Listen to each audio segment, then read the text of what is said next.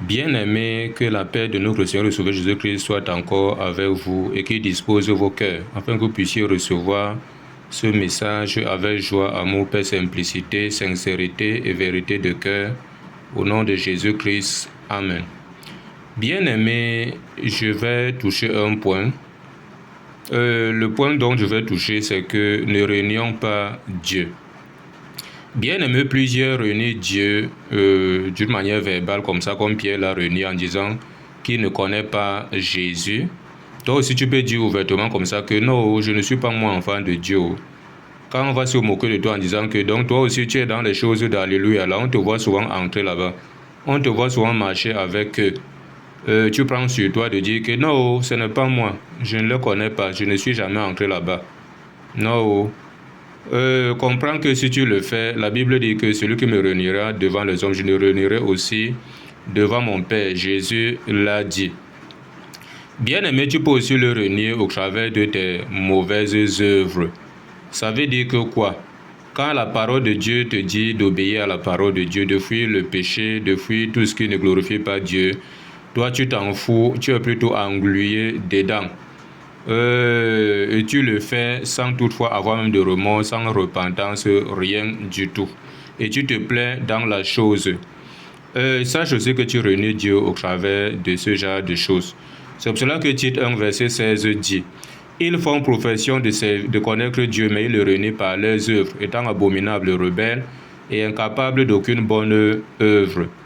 Bien-aimé, sache aussi que la Bible dit aussi à 2 Pierre 2, verset 1 à 2. Verset 1 jusqu'à même à 3. 2 Pierre 2, verset 1 à 3. Il dit, de même qu'il y a eu parmi vous de faux prophètes, il y aura parmi vous de faux docteurs qui introduiront sournoisement des sectes pernicieuses.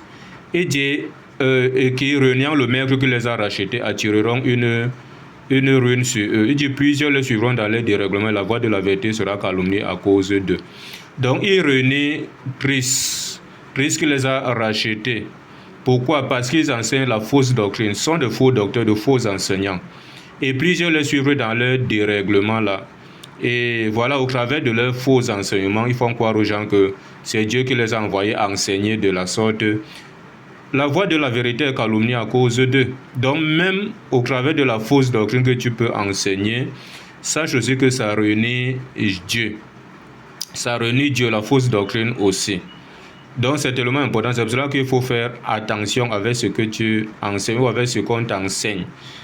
2 Pierre 2, verset... voilà, on va prendre rapidement pour comprendre. C'est plutôt 2 Timothée 2, verset 12. Écoutons ce que 2 Timothée 2, verset 12 nous dit rapidement ici, pour que nous soyons davantage éclairés. Écoutons ce que ça nous dit. Il dit, si nous persévérons, nous régnerons aussi avec lui. Si nous le réunions, lui aussi nous réunira. Si tu persévères, tu vas régner avec lui. Mais si tu le réunis au travers de la fausse œuvre, au travers de tes mauvaises œuvres, sache aussi que lui aussi va te renier. Donc c'est tellement important. Donc toi qui es là, tu es tenu de ne pas renier Christ. Voici ce que 2 Timothée 3, verset 1 à 5 nous dit.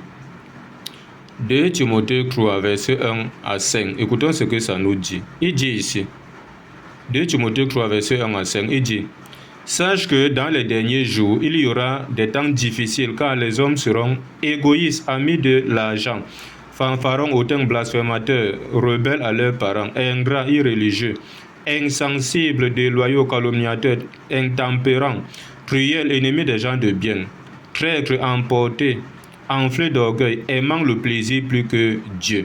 Il dit, ayant l'apparence de la piété, mais reniant ce qui en fait la force. Il dit, éloigne-toi de ces hommes-là.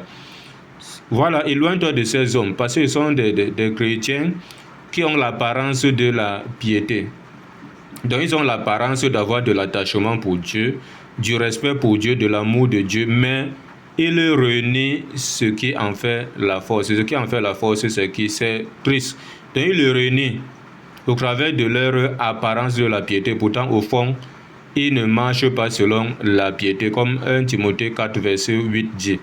Il dit, exerce-toi la piété, car l'exercice corporel est utile à peu de choses, mais la piété est utile à tout, ayant la promesse de la vie présente et future. Donc ils ont plutôt l'apparence, pourtant au fond, ils n'exercent pas la piété.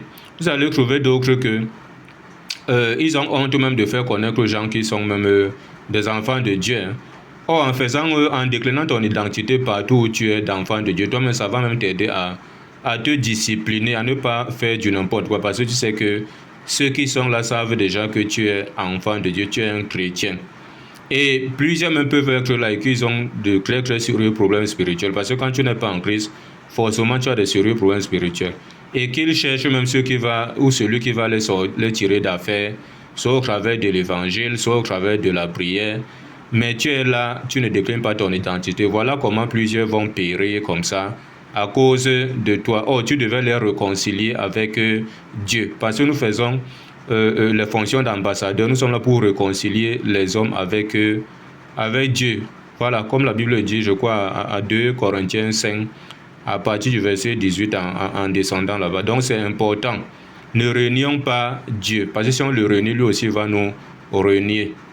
Donc, disciplinons nos vies, glorifions Dieu dans tous les compartiments de nos vies, afin que véritablement nous ayons un bon témoignage devant les hommes.